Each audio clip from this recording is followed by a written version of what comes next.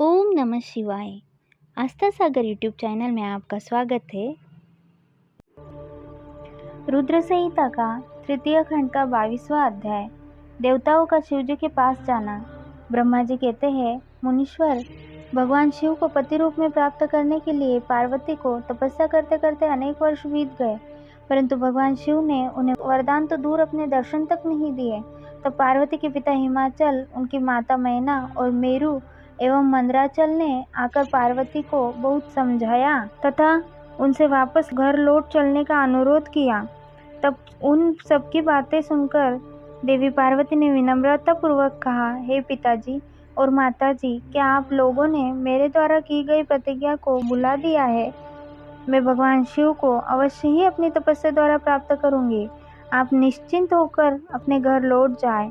इसी स्थान पर महादेव जी ने क्रोधित होकर कामदेव को भस्म कर दिया था और वनों को अपनी क्रोधाग्नि में भस्म कर दिया था। उन त्रिलोकीनाथ भगवान शंकर को मैं अपनी तपस्या द्वारा यहाँ बुलाऊंगी। आप सभी यह जानते हैं कि भक्तवत्सल भगवान शिव को केवल भक्ति से ही वश में किया जा सकता है। अपने पिता भाइयों से ये वचन कहकर देवी पार्वती चुप हो गई। उन्हें समझाने आए उनके सभी परिजन उनकी प्रशंसा करते हुए वापस अपने घर लौट आए। अपने माता पिता के लौटने के पश्चात देवी पार्वती दुगने उत्साह के साथ पुनः तपस्या करने में लीन हो गई। उनकी अद्भुत तपस्या को देखकर सभी देवता, असुर, मनुष्य, मुनि आदि सभी चराचर प्राणियों सहित पूरा त्रिलोक संतृप्त हो उठा। देवता समझ नहीं पा रहे थे कि पूरी प्रकृति क्यों उद्विग्न और अशांत है। यह जानने के लिए इंद्र व सब देवता गुरु बृहस्पति के पास गए। तत्पश्चात वे सभी मुझ विधाता की शरण में सुमेरु पर्वत पर पहुँचे। वहां पहुंचकर उन्होंने मुझे हाथ जोड़कर प्रणाम किया तथा मेरी स्तुति की। तब वे मुझसे पूछने लगे कि प्रभु, इस जगत के संतृप्त होने का क्या कारण है? उनका यह प्रश्न सुनकर मैंने त्रिलोकीनाथ भगवान शिव के चरणों का ध्यान करते हुए यह जान लिया कि जगत में उत्पन्न हुआ दाह देवी पार्वती द्वारा की गई तपस्या का ही परिणाम है। सब कुछ जान लेने के उपरांत मैं इस बात को श्रीहरि विष्णु को बताने के लिए देवताओं के साथ क्षीरसागर को गया। वह श्रीहरि सुखद आसन पर विराजमान थे। मुझ सहित सभी देवताओं ने विष्णु जी को प्रणाम कर उनकी स्तुति करना आरंभ कर दिया। तत्पश्चात मैंने श्रीहरि से कहा, हे हरि, देवी पार्वती के उग्र तप से संतृप्त होकर हम सभी आपकी शरण में आए हैं। हम सबकी रक्षा कीजिए। भगवान, हमें बचाइए। हमारी करुण पुकार सुनकर शेषशैया पर बैठे श्रीहरि बोले, आज मैंने देवी पार्वती की इस घोर तपस्या का रहस्य जान लिया है, परंतु उनकी इच्छा को पूरा करना हमारे वश की बात नहीं है। अतः हम सब मिलकर त्रिलोकीनाथ भगवान शंकर शिव के पास चलते हैं। केवल वे ही हैं जो हमें इस विकट परिस्थिति से उबार सकते हैं। देवी पार्वती तपस्या के माध्यम से भगवान शिव को पति रूप में प्राप्त करना चाहती है, इसलिए भगवान शिव से यह प्रार्थना करनी चाहिए कि वे देवी पार्वती से विधिवत विवाह कर ले। हम सभी को इस विश्व का कल्याण करने के लिए भगवान शिव से पार्वती का पानी ग्रहण करने का अनुरोध करना चाहिए।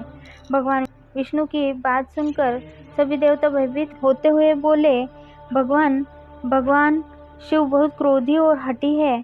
उनके नेत्रकाल की अग्नि के समान दीप्त है। हम भूलकर भी भगवान शंकर के पास नहीं जाएंगे। उनका क्रोध सहा नहीं जाएगा। उन्होंने कामदेव को भस्म कर दिया था।